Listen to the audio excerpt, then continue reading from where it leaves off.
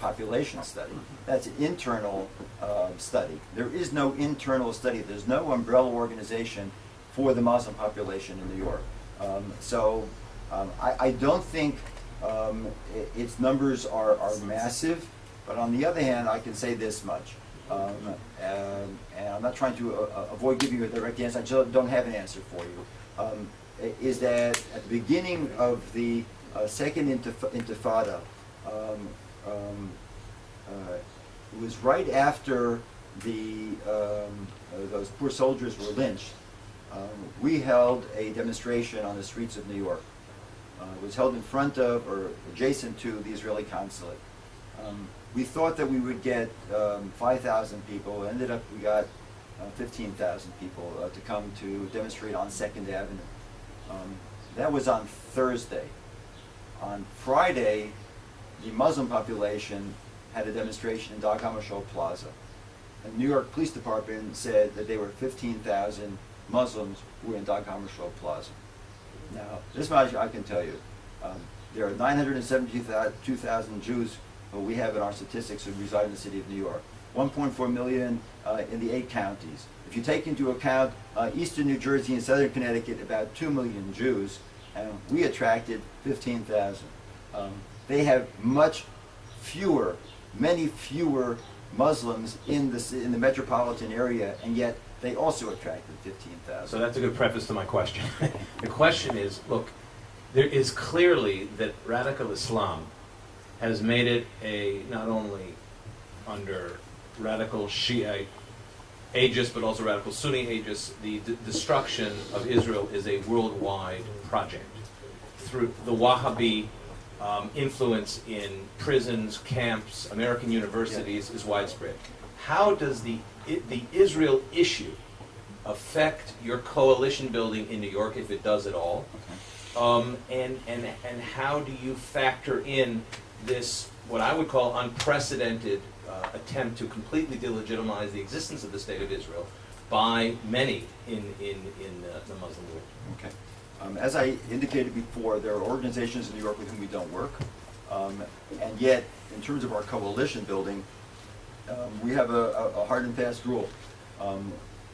No foreign policy issues are brought to the table. We know, as is the case with Mohammed Razvi as an example, we know that some of these individuals are opposed to the very existence of the State of Israel. Some, like Mohammed, are not opposed to the existence of the State of Israel. Our objective is to build relationships with the reality on the ground. And hopefully, by providing them with this training, again, not in any Pollyannish sense, providing this training to build a cadre of New Yorkers, of American-based Muslims who want to have a relationship with Jews, with Christians, with Catholics, with other religions, with Baha'i, etc., with Buddhists. That is what the objective is.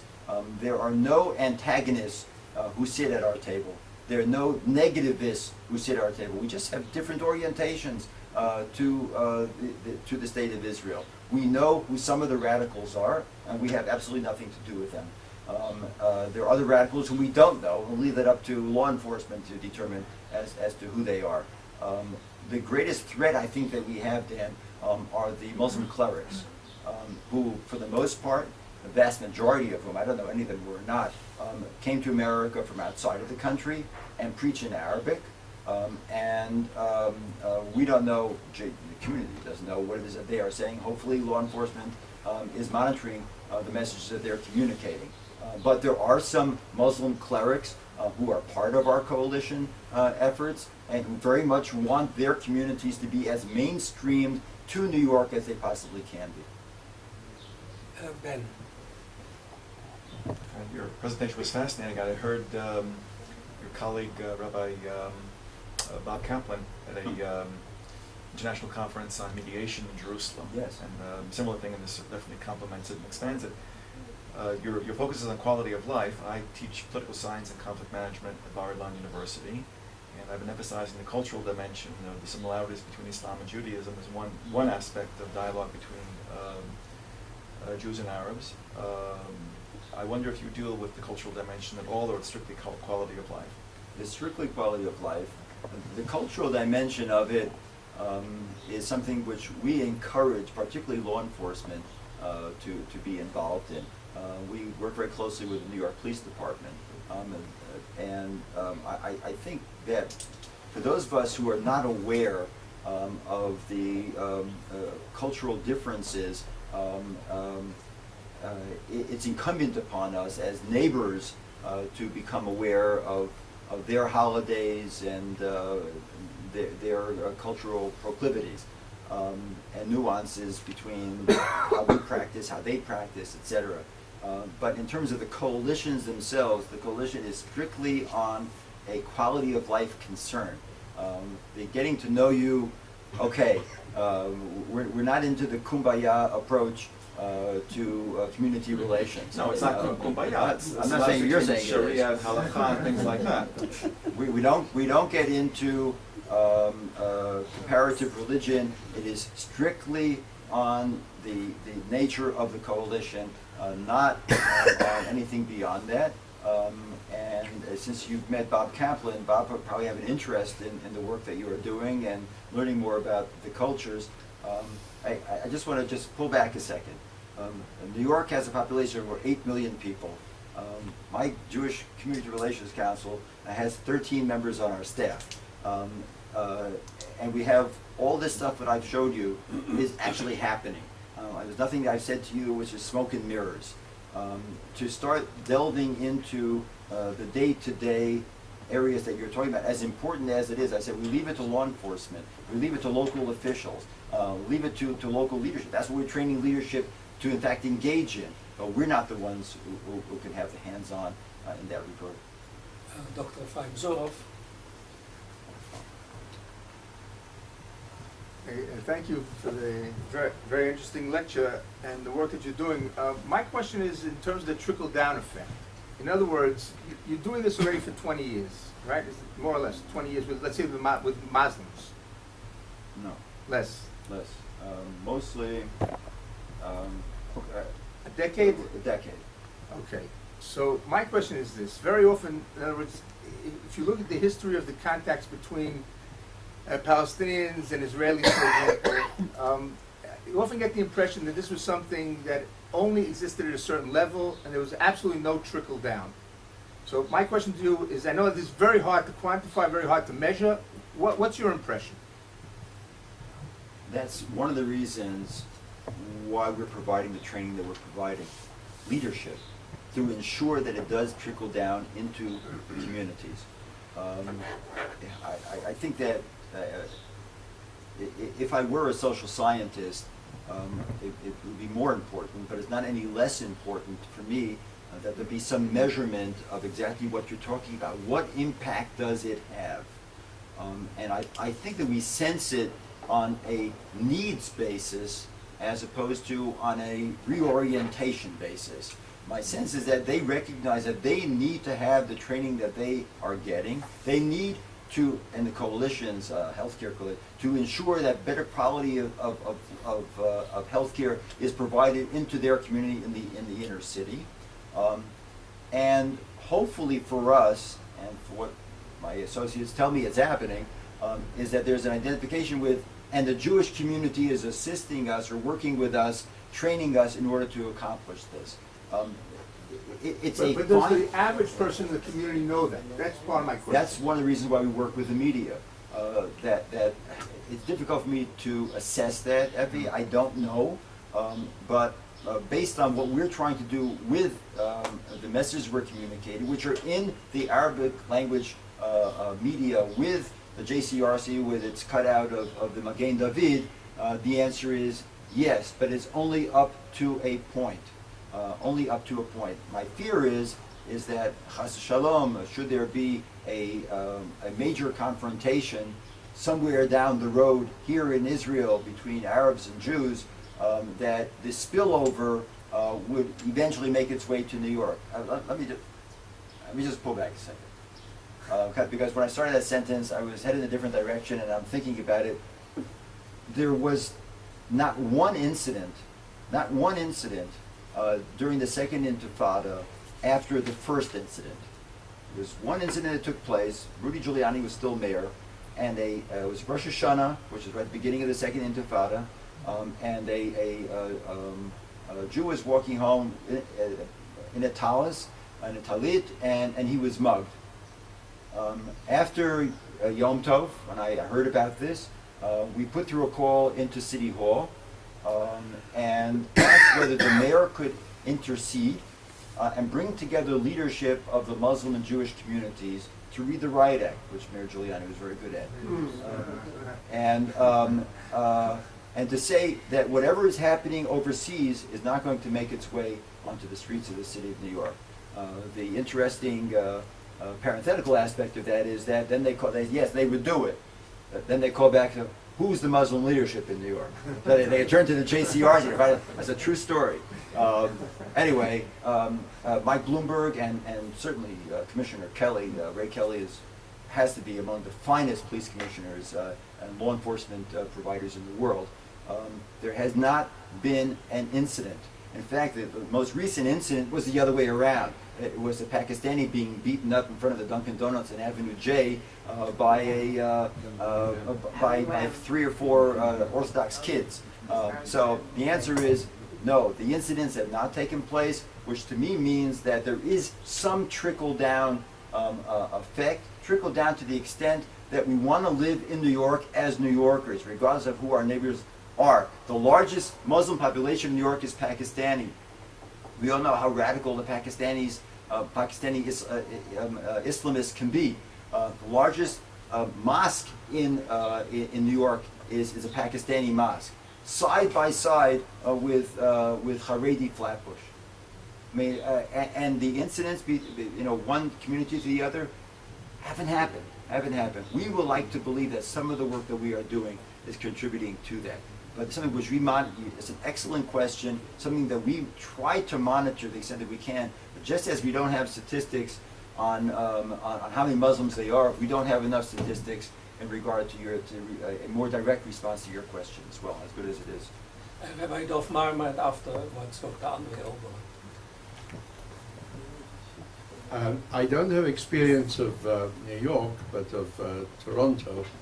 And as you probably know, Toronto is described as New York run by the Swiss, where similar work is being done. And my experience of from the field is that it gives an impression among Canadian ethnics in many quarters that it's obvious that the Jews run the world, they dominate, and so one has to be friendly with them but also cautious.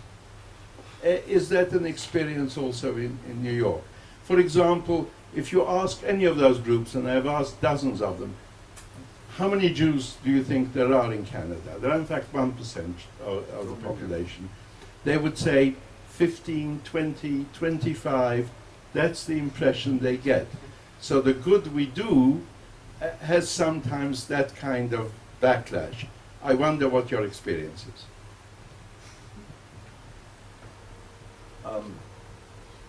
My experience, I'm trying to think of how to respond to the question.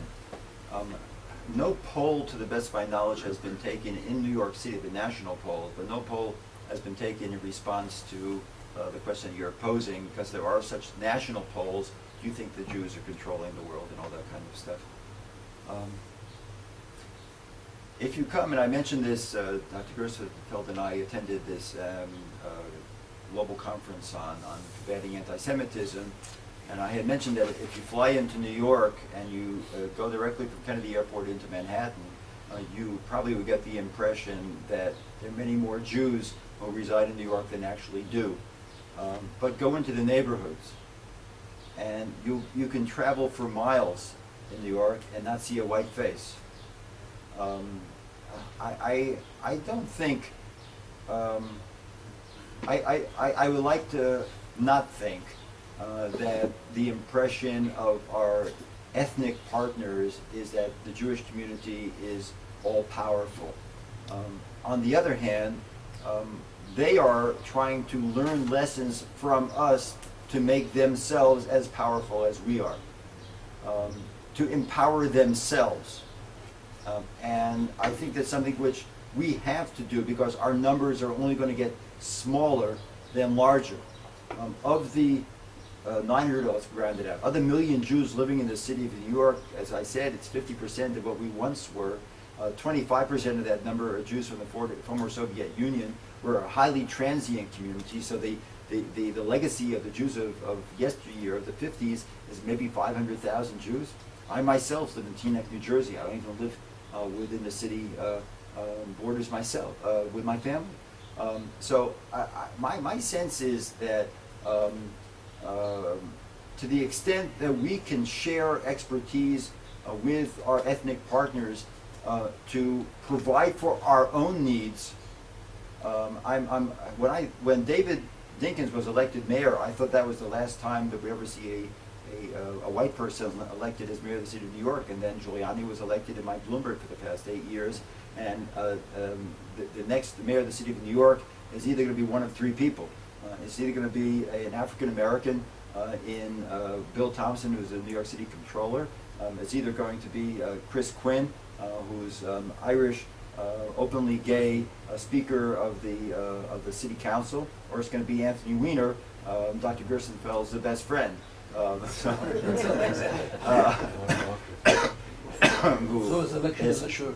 Who's highly identified as a member of the Jewish community. And it's very interesting that Mike Bloomberg got elected with Jewish votes, of course, but with the vast array of other ethnic communities voting for him too.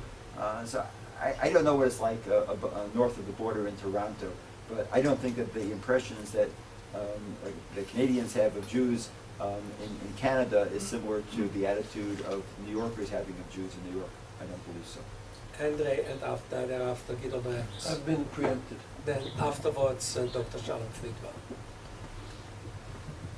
Thanks. Is this next up?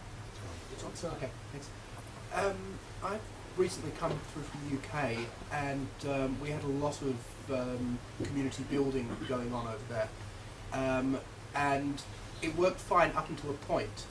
And the point was, as soon as there was a conflict, as soon as there was an idea for a campaign or something related to the conflict here, everything more or less went out the window. We still had relations, people were still happy to talk to us, etc. But this is separate to that. Do you have a similar situation over there, and how do you bring it back together once you separated it? They are separated, period. We've had major incidents. Of the past 2 summers, we've had a total of 6 major demonstrations, the largest of which attracted over 25,000, 30,000 people. JCRC is there. We're center stage. Our name is there. Our logo is there.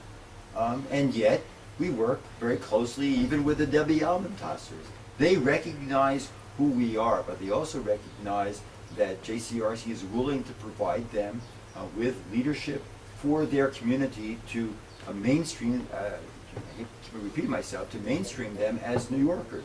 That's what their objective is, to become as, and it's beneficial to us to become as Americanized as they possibly can be as quickly as possible. So don't you end up empowering them in a way that they then use against the Jewish community that you end up That is you're absolutely correct that there's a risk associated with it. It's a risk which, if we were to desist and do absolutely nothing, would that risk disappear? I don't believe so. Eventually, they're going to outnumber us. I don't see the Jewish community of New York repopulating. I don't. Where are the Jews going to come from?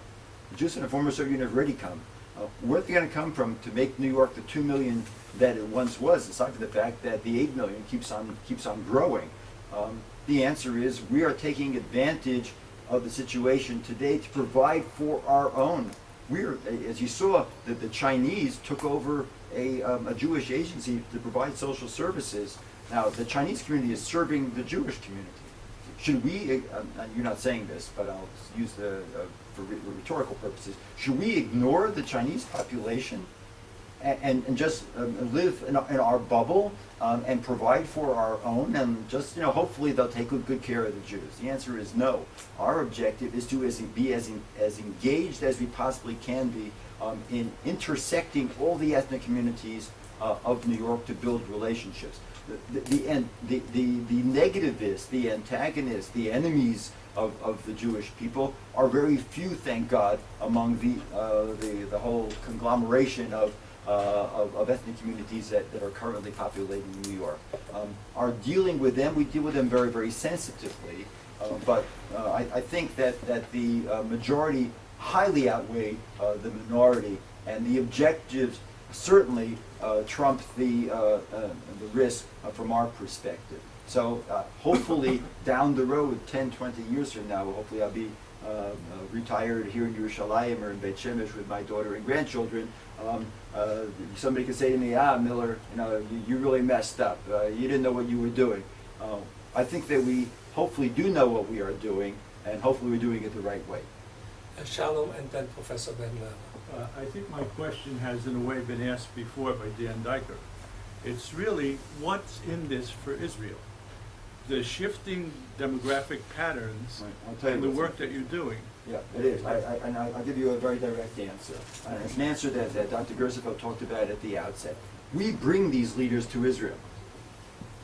We bring these leaders to Israel. That's what one of the objectives are. Unfortunately, and it's really l'da'avonenu, is that we rarely spend a Shabbat here because of the ethics issues that are now impacting on Congress in America and other elected officials. So for them to come here and for us to pay for them to spend a Shabbat here, a weekend here, is not allowed anymore by the ethics rules. So when we did, Friday night, we would love to have Dr. Gersifeld and his wife join us for Friday night. And you see it.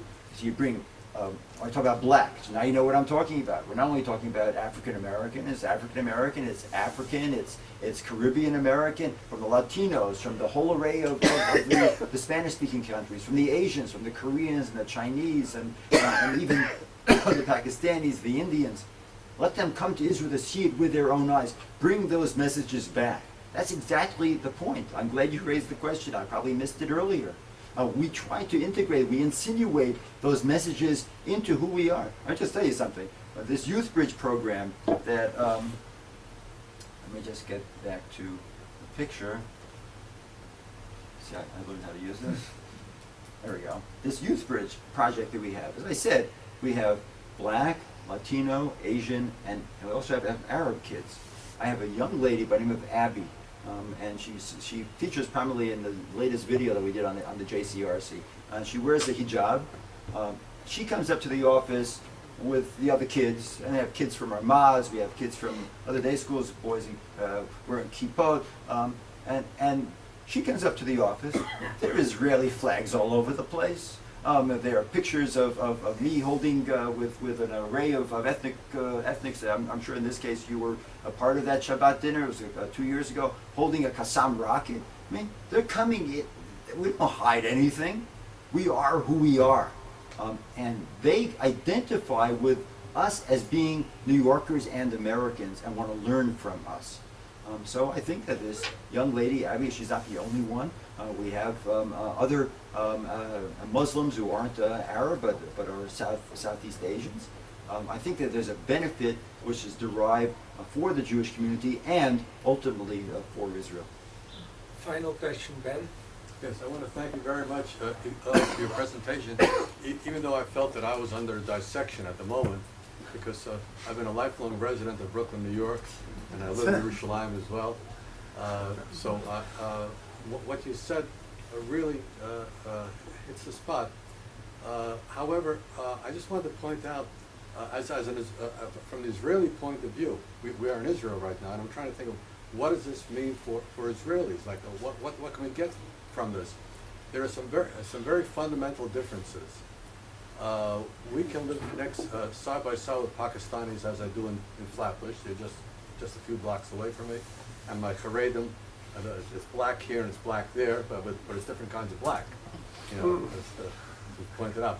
But the essence is the American style of life does not permit certain things that are permitted in Israel.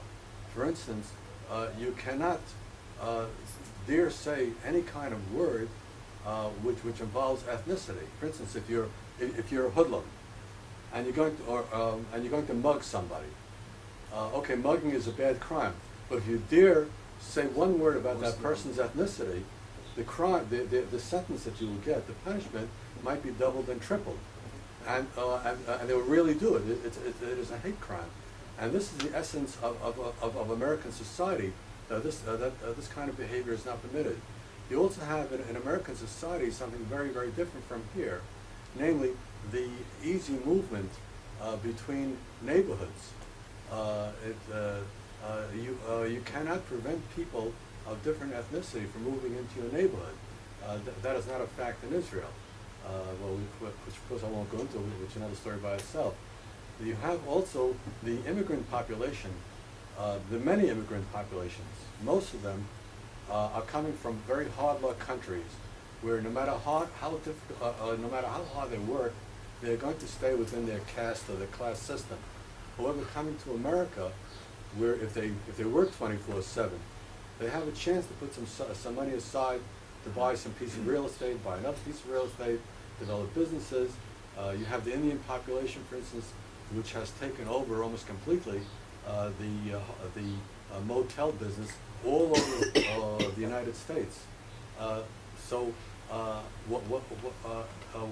What you have said about New York City is extremely accurate, but I'm trying to think also of how this would be applied to Israel. Okay, and that's the reason why I punched the slide up again of this New York Jerusalem Experts Exchange. We're wrestling with it as well, and trying to find, Bob Kaplan, my associate, is trying to find partners here in Israel to share the experience that we have in New York, knowing the gaps, the chasm culturally between the West and the Middle East, that there probably are areas where we could share some of the experiences that we've learned in New York, some of our expertise.